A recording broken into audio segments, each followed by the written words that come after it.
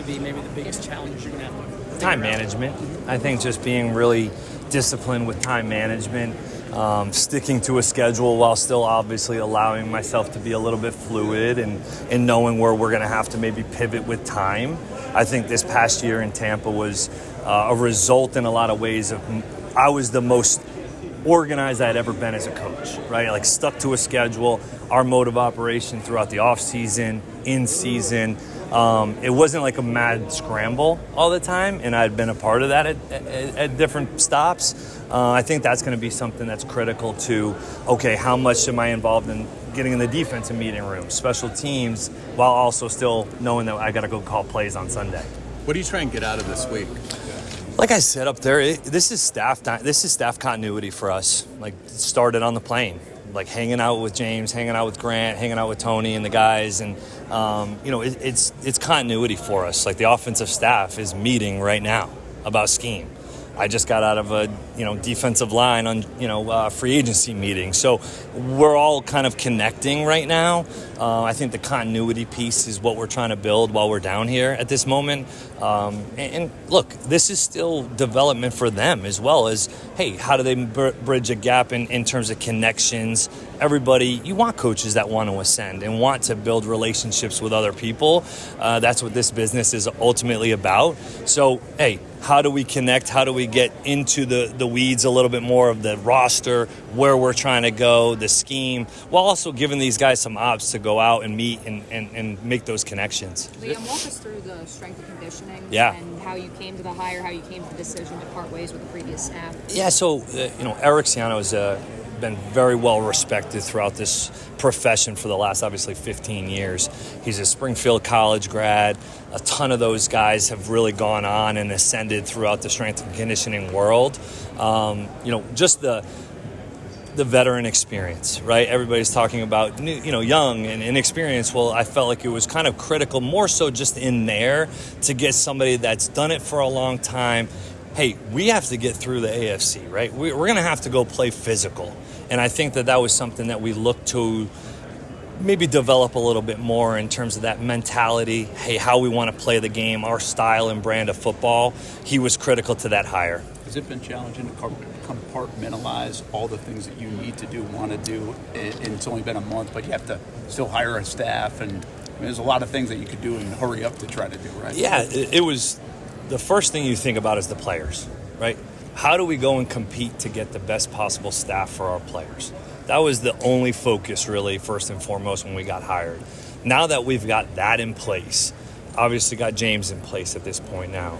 Well, now we can start to go make some actual decisions and evaluations of, our current roster, the free agency market, and now getting to know some of these players that ultimately are going to be throughout this draft. So it hasn't been difficult to compartmentalize. It's more so just been the disciplined in terms of how are we going to structure our day? How do I, use my time? And, the staff helps with that. How important was it having Ethan just around these last couple of weeks, months, just for the scouting process? Critical. And see all that. Mm-hmm. Critical. Ethan has been a great sounding board, obviously knowing the roster, right? Knowing the dynamics of some of the players, the evaluation process that led them to Jacksonville, whether it would be free agency, trade, or draft acquisition. So he's got a great pulse on that, and he's got a lot of experience that we've been able to lean on throughout the last couple of weeks. He's been nothing but supportive, so I've been pleased with him so far. How important are the next couple of weeks in terms of getting your ideal for players communicated to personnel? I think the hire that we just made bridges that gap a lot quicker than maybe if we would have gone in a different direction. Just what we're looking for, the type of players that we want to bring into this ecosystem, into this organization. There's automatic alignment. Right. Are we going to disagree? Absolutely. We're going to have different opinions. Absolutely. But knowing where James is coming from and that collaboration between coaches and personnel, I think has been just a critical bridge that automatically makes it a little bit easier for us to have those conversations and know the type of players that we're trying to go and bring into this organization. How would you describe your personality in terms of the way you deal with players and relate to players? I would hope the guys would say, pretty genuine. I would hope that they would say that it's honest. I mean, I've had you had to have some difficult conversations with a lot of different players from all walks of life, from all different backgrounds.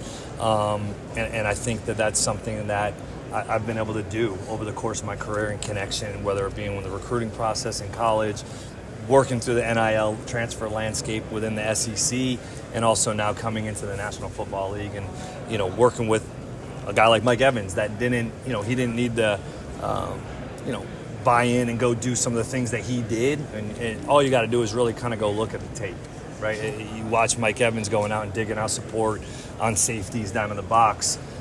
Guy hadn't really done that over the course of his career. So, and then what we did at the end of the year for him.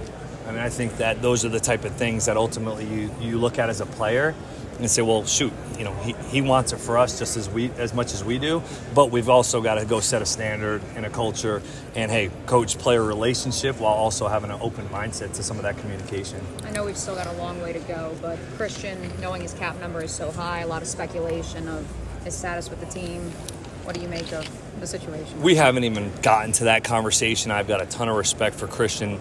So many coaches that I know that have come across him, worked with him, have a ton of respect for him. So we're working through that. We're having some of those conversations, but have a ton of respect for him right now. It's been a few weeks, but how much have you learned about your team just in terms of what they're able to do, what you guys might need to look for, things like that? Yeah, it's been a little challenging going through the 50 hours of GM interviews while in between trying to be able to get some film work, leaning on the staff to have some of those evaluations. I think you guys know there's pieces in place, right? There's pieces in place, and there's some obvious places where we can improve and get better. You guys know what those are. Ultimately, it's just how do we do it, whether it's through the free agency and through the draft. We know we have to fill some of those voids. You guys know what those voids are. Do you enjoy – go ahead, Mia. Did you have a relationship with Edgar? I know he's not necessarily somebody from the McVay tree, and how No. you brought him back to Jacksonville. No, we didn't. It was I had a lot of unsolicited, conversations with people about EB. The leader, the consistency, the mentor, the ability. He's been a coordinator in the past, and obviously been in variations of this system, right? Coach Gruden ended up hiring him, I think, in with the Raiders first and foremost when he got there. But the experience piece, former player from the area, he's so happy to be in Jackson. And you see it every day when you walk by his office, man. He's so proud to be here.